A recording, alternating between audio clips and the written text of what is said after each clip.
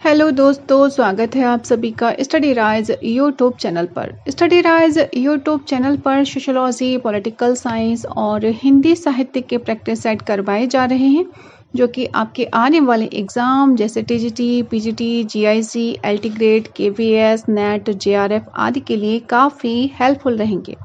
तो चलिए फिर शुरू करते हैं आज का वीडियो। आज का क्वेश्चन है क्वेश्चन नंबर 65। महापुराण के रचनाकार कौन हैं? तो महापुराण के रचनाकार कौन हैं? देखो ऑप्शन में अब्दुल रहमान, पुष्यदंत, घनपाल या फिर स्वयंभू। तो इसका जो राइट आंसर है तो वो है महापुराण के रचनाकार कौन है? पुष्यदंत। कौन है? पुष्यदंत। तो बी ऑप्शन जो है इसमें वो राइट आंसर होगा। नेक्स्ट है क्वेश्चन नंबर 66। खड़ी बोली में सबसे पहले काव्य सृजन करने वाले कवि हैं? किसमें पूछा है? खड़ी बोली में। तो ऑप्शन में देखो अमीर खुसरो, सूरदास, तुलसीदास या फिर इनमें से कोई नहीं। तो खड़ी बोली में सबसे पहले काव्य सृजन करने वाले कवि हैं तो वो कौन है? अमीर खुसरो जी हैं। कौन है? अमीर खुसरो जी। खड़ी बोली की बात आ जाए तो कौन है? अमीर खुसरो जी। ए ऑप्शन राइट आंसर होगा इसमें। नेक्स्ट है क्वेश्चन नंबर 67। खड़ी बोली हिंदी में सर्वप्रथम रचना करने वाले कवि का नाम है? तो ऑप्शन में है जायसी, अमीर खुसरो, विद्यापति, भारतेंदु हरिश्चंद्र। तो कौन होगा इसमें राइट आंसर? अमीर खुसरो। खड़ी बोली हिंदी में सर्वप्रथम रचना करने वाले कवि का नाम है क्या है? अमीर खुसरो। तो इसमें बी ऑप्शन राइट आंसर होगा। नेक्स्ट है क्वेश्चन नंबर 68। मुकरी लिखने का सर्वप्रथम प्रयास किस कवि ने किया था? तो मुकरी लिखने का सर्वप्रथम प्रयास किस कवि ने किया था? तो ऑप्शन में है स्वयंभू, जगनिक, अमीर खुसरो, कुंभनदास। तो जो मुकरी लिखने का सर्वप्रथम प्रयास किया था तो वो कवि हैं कौन? अमीर खुसरो जी हैं। कौन है? अमीर खुसरो जी। तो और ये क्वेश्चन कब पूछा गया है? डाइट प्रवक्ता की जब परीक्षा हुई थी 2014 में, तब ये क्वेश्चन पूछा गया था। नेक्स्ट है क्वेश्चन नंबर 69। निम्न में से कौन आदिकाल के अंतिम चरण के सुप्रसिद्ध कवि हैं? तो कौन है आदिकाल के अंतिम चरण के सुप्रसिद्ध कवि? तो इसमें है स्वयंभू, अमीर खुसरो, अब्दुल रहमान या फिर पुष्पदंत। तो राइट आंसर होगा इसमें अमीर खुसरो जी। कौन है? अमीर खुसरो जी। आदिकाल के अंतिम चरण के सुप्रसिद्ध कवि कौन है? अमीर खुसरो जी। तो बी ऑप्शन इसमें राइट आंसर होगा। नेक्स्ट है क्वेश्चन नंबर 70। अमीर खुसरो की पहेलियां तथा मुकरियों का क्या उद्देश्य है? तो पहेलियों तथा मुकरियों का क्या उद्देश्य रहा है? ऑप्शन में देखते हैं पृथ्वीराज चौहान की वीरता का वर्णन करना, या फिर अलाउद्दीन और हम्मीर के युद्धों का वर्णन, या फिर मनोरंजन के माध्यम से लोक व्यवहार की शिक्षा, और डी है कोई उद्देश्य नहीं। तो इसमें जो राइट आंसर होगा वो होगा ऑप्शन नंबर सी, यानी कि अमीर खुसरो की पहेलियों तथा मुकरियों का उद्देश्य क्या है? मनोरंजन के माध्यम से लोक व्यवहार की शिक्षा। ये क्वेश्चन पूछा गया केवीएस में जो एग्जाम हुआ था 2014 में। तो राइट आंसर क्या होगा? ऑप्शन नंबर सी, मनोरंजन के माध्यम से लोक व्यवहार की शिक्षा। नेक्स्ट है क्वेश्चन नंबर 71। आदिकाल में पहेलियों एवं मुकरियों की रचना करने वाले कवि कौन थे? तो इसमें कौन हो जाएंगे? अमीर खुसरो जी हो जाएंगे। फर्स्ट ऑप्शन में ही दिया है। आदिकाल में पहेलियों एवं मुकरियों की रचना करने वाले कौन से कवि हैं? तो अमीर खुसरो जी हैं। तो ये राइट आंसर होगा। ए नंबर जो है वो राइट आंसर होगा। नेक्स्ट है क्वेश्चन नंबर 72। जे हाल मिस्की मुकन तगाफुल दुराय नैना बनाए बत्तियां। तो इस प्रसिद्ध पंक्ति के रचनाकार हैं। तो इस प्रसिद्ध ये जो पंक्ति है वो बहुत प्रसिद्ध है। इसके रचनाकार हैं कौन है? अमीर खुसरो जी, या फिर कबीर, या फिर रज्जब, या फिर मलिक मोहम्मद जैसी। तो इसके जो रचनाकार हैं या फिर जिन्होंने पंक्तियां लिखी हैं तो वो लिखी हैं ये जो पंक्तियां हैं, जे हाल मिस्की मुकन तगाफुल दुराय नैना बनाए बत्तियां। तो ये जो पंक्ति है वो लिखी है अमीर खुसरो जी ने। किसने लिखी है? अमीर खुसरो जी। तो ए ऑप्शन इसमें राइट आंसर होगा। नेक्स्ट है क्वेश्चन नंबर 73। अमीर खुसरो हिंदी साहित्य के किस काल से संबंधित कवि हैं? तो किस काल से संबंधित है? आधुनिक काल से, रीति काल से, आदि काल से या भक्ति काल से? तो अमीर खुसरो जी हिंदी साहित्य के आदि काल से संबंधित कवि हैं। कौन से काल से? आदि काल से संबंधित। तो सी ऑप्शन इसमें राइट आंसर होगा। नेक्स्ट है क्वेश्चन नंबर 74। खुसरो का लक्ष्य जनता का मनोरंजन था, पर कबीर धर्मोपदेशक थे। यह किसकी उक्ति है? ये जो बात है कि खुसरो का लक्ष्य क्या था कि जनता का मनोरंजन करना था, जबकि कबीर का जो लक्ष्य था तो वो क्या था? धर्मोपदेशक का था। तो ये किसने कहा है? तो ये देखो डॉक्टर नगेंद्र या फिर आचार्य रामचंद्र शुक्ल या फिर आचार्य हजारी प्रसाद द्विवेदी जी ने या फिर डॉक्टर राम कुमार वर्मा ने। तो ये जो कहा है, ये जो उक्ति दी है वो दी है आचार्य रामचंद्र शुक्ल जी ने। किसने दी है? आचार्य रामचंद्र शुक्ल जी ने। तो बी ऑप्शन इसमें राइट आंसर होगा। नेक्स्ट है क्वेश्चन नंबर 75। निम्न में से कौन शिलांकित कृति है? तो देखो पाहुड़ दोहा, राउल वेल, प्राकृत पेंगलम या फिर वर्ण रत्नाकर। तो इसमें से कौन शिलांकित कृति है? तो वो है राउल वेल। कौन है? राउल वेल। शिलांकित कृति राउल वेल है या गद्य पद्य मिश्रित चंपू काव्य की प्राचीनतम हिंदी कृति है। इसकी रचना राउल नायिका के नख सिख वर्णन के प्रसंग में हुई है। आरंभ में कवि ने राउल के सौंदर्य का वर्णन पद्य में किया है और फिर गद्य में प्रयोग किया गया है। ठीक है, तो शिलांकित कृति कौन सी है? राउल वेल। नेक्स्ट है क्वेश्चन नंबर 76। राउल वेल किस तरह की रचना है? अब क्वेश्चन पूछ लिया राउल वेल किस तरह की रचना है, तो अभी बताया था कैसी है? गद्य पद्य मिश्रित चंपू या फिर शुद्ध काव्य है या फिर नाटक है या फिर प्रेमाख्यात्मक प्रबंध काव्य है। तो ये कैसी है? कैसी रचना है? किस तरह की रचना है? तो ये है गद्य पद्य मिश्रित चंपू। कैसी? गद्य पद्य मिश्रित चंपू। तो ए ऑप्शन राइट आंसर होगा। नेक्स्ट है क्वेश्चन नंबर 77। कलचुरी राजवंश की 7 नायिकाओं की नख सिख वर्णन से संबंधित ग्रंथ है। तो वो कौन सा है? उक्ति व्यक्ति प्रकरण या फिर राउरबेली या फिर कुबलय माला कथा या फिर वर्ण रत्नाकर। तो इसका जो राइट आंसर होगा कि कलचुरी राजवंश की 7 नायिकाओं की नख सिख वर्णन से संबंधित ग्रंथ है, तो वो है कौन सा? राउरबेली। कौन सा है? राउरबेली। तो बी ऑप्शन राइट आंसर होगा। ये देखो टीजीटी में पूछा गया 2021 की जो एग्जाम हुआ था 2021 में, उसमें पूछा गया। तो इसका राइट आंसर क्या होगा? राउरबेली। Option number B right answer होगा। नेक्स्ट है क्वेश्चन नंबर 78। कुवलय माला कथा के लेखक हैं। तो कुवलय माला कथा के लेखक कौन है? सोमप्रभ सूरी, उद्योतन सूरी या फिर धर्म सूरी या फिर मुनि जिन विजय। तो इसका राइट आंसर होगा कुवलय माला कथा के लेखक कौन है? उद्योतन सूरी। कौन है? उद्योतन सूरी। कुवलय माला कथा के लेखक हैं कौन है? उद्योतन सूरी। तो बी ऑप्शन राइट आंसर होगा इसमें। नेक्स्ट है क्वेश्चन नंबर 79। निम्नलिखित में से कौन व्याकरण ग्रंथ के रूप में प्रतिष्ठित है? तो कौन है? राउरबेल या फिर उक्ति व्यक्ति प्रकरण या फिर वर्ण रत्नाकर या फिर कुवलय माला। तो इसका राइट आंसर होगा ऑप्शन नंबर बी यानी कि उक्ति व्यक्ति प्रकरण। क्या है? उक्ति व्यक्ति प्रकरण। उक्ति व्यक्ति प्रकरण व्याकरण के रूप में प्रतिष्ठित है। महाराज गोविंद चंद्र के सभा पंडित दामोदर शर्मा ने 12वीं शताब्दी में इस पुस्तक की रचना की थी और डॉक्टर हजारी प्रसाद द्विवेदी के शब्दों में उक्ति व्यक्ति प्रकरण एक अत्यंत महत्वपूर्ण ग्रंथ है। ठीक है, तो राइट आंसर क्या होगा? Option number B. नेक्स्ट है क्वेश्चन नंबर 80। उक्ति व्यक्ति प्रकरण यह ग्रंथ है, तो कैसा ग्रंथ है? महाकाव्य है या फिर गद्य काव्य है या फिर छंद है या फिर व्याकरण है। तो ये क्या है? ये व्याकरण है। कौन सा है ग्रंथ? ये व्याकरण का ग्रंथ है, उक्ति व्यक्ति प्रकरण।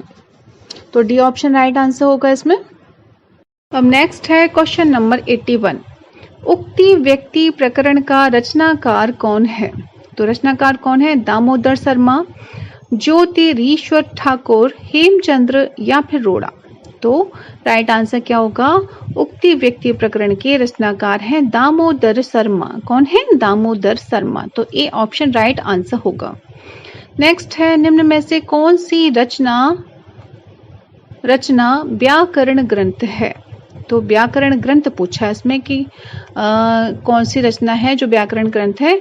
तो कीर्ति पताका, चर्यापद या फिर उक्ति व्यक्ति प्रकरण या फिर वर्ण रत्नाकर। तो पीछे हमने क्वेश्चन में डिस्कस किया था कि उक्ति व्यक्ति प्रकरण कैसा है? व्याकरण ग्रंथ है। कैसा है? व्याकरण ग्रंथ है। तो यही राइट आंसर होगा। Option number C right answer होगा। नेक्स्ट है क्वेश्चन नंबर 83। इनमें से कौन सी भाषा आदिकाल की है? तो ऑप्शन में है ब्रज भाषा, खड़ी बोली, डिंगल पिंगल या फिर अवधी।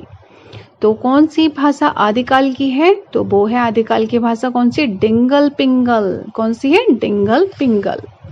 आदिकाल की भाषा मुख्यतः कैसी रही है? अपभ्रंश वाली रही है। कैसी रही? अपभ्रंश। यानी इसी अपभ्रंश की विभिन्न शैलियों से हिंदी की विभिन्न बोलियां तथा भाषाओं का विकास होता है। तो उपयुक्त विकल्पों में से डिंगल पिंगल जो है वो आदिकालीन भाषा रही है। नेक्स्ट है क्वेश्चन नंबर 84। चारण साहित्य किस साहित्य का दूसरा नाम है? चारण साहित्य क्या पूछा? चारण साहित्य किस साहित्य का दूसरा नाम है? तो ऑप्शन में देखो, सिद्धि साहित्य का, नाथ साहित्य का, जैन साहित्य का या फिर रासो साहित्य का। तो राइट आंसर क्या होगा? चारण साहित्य जो है वो किसका? रासो साहित्य का दूसरा नाम है। किसका है? रासो साहित्य का। तो डी ऑप्शन इसमें राइट आंसर होगा। नेक्स्ट है क्वेश्चन नंबर 85। निम्नलिखित में से कौन 84 सिद्धों में नहीं है? अब 84 सिद्धों में जो नहीं है वो बताना है हमें। तो ऑप्शन में है विरूपा, कण्हपा, सारंगधर और कुक्कुरपा।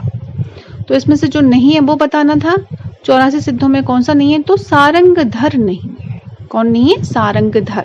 तो सी ऑप्शन जो है वो राइट आंसर होगा। नेक्स्ट है, सिद्धों की संख्या कितनी मानी जाती है? तो सिद्धों की संख्या कितनी मानी जाती है? तो ऑप्शन में है 84, 65, 72 या फिर 66। तो राइट आंसर क्या है इसमें? 84। सिद्धों की संख्या कितनी मानी जाती है? तो 84। ए ऑप्शन इसमें राइट आंसर होगा। नेक्स्ट है क्वेश्चन नंबर 87। आदिकाल में किस प्रकार का साहित्य लिखा जा रहा था? तो आदिकाल में किस प्रकार का साहित्य लिखा जा रहा था?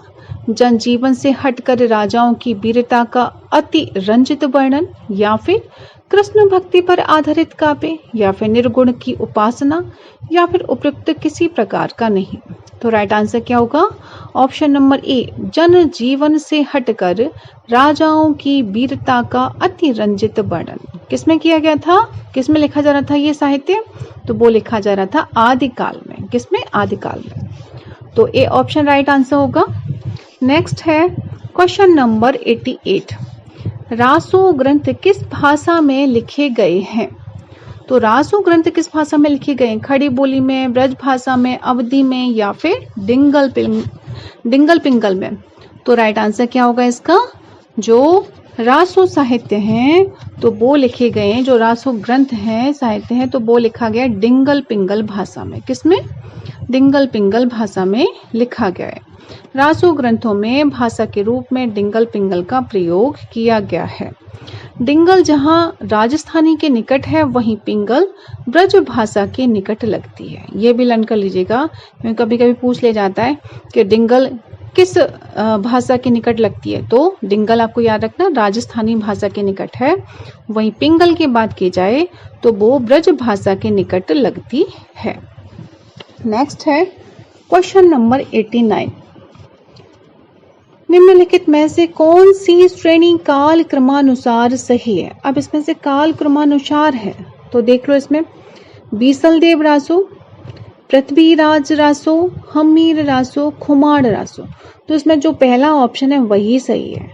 ठीक है, सबसे पहले बीसलदेव रासो लिखा गया, फिर पृथ्वीराज रासो लिखा गया, उसके बाद हमीर रासो लिखा गया, फिर खुमार रासो लिखा गया।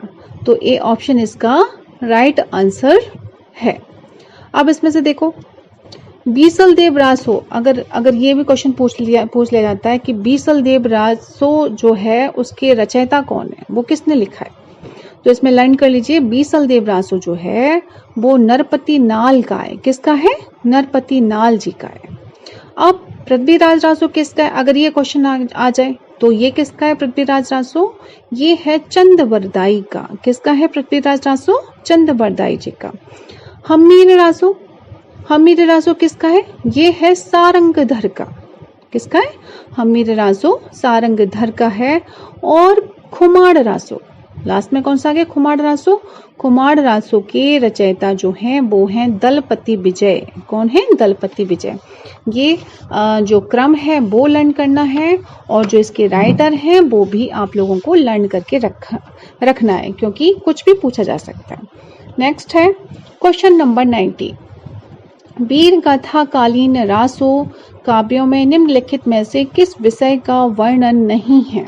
तो देखो इसमें आश्रयदाताओं का अति रंजना पूर्ण वर्णन किसमें पूछा था? वीर गाथा कालीन रासो काव्यों में।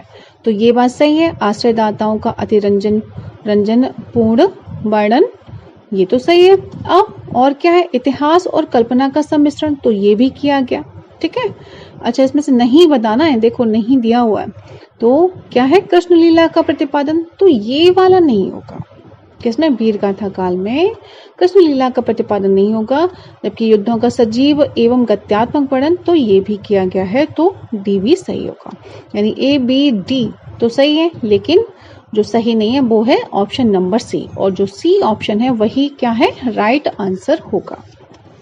नेक्स्ट है क्वेश्चन नंबर 91। उपदेश रसायन के रचनाकार हैं। तो उपदेश रसायन के रचनाकार कौन है? कवि विद्याधर, या फिर सारंगधर, या फिर धनपाल, या फिर जिन दत्त सूरी। तो जो राइट आंसर है कि उपदेश रसायन के रचनाकार हैं, तो वो कौन है? जिन दत्त सूरी। कौन है? जिन दत्त सूरी। तो डी ऑप्शन जो है इसमें वो राइट आंसर होगा। उपदेश रसायन के रचनाकार कौन है? जिन दत्त सूरी। नेक्स्ट है क्वेश्चन नंबर 92।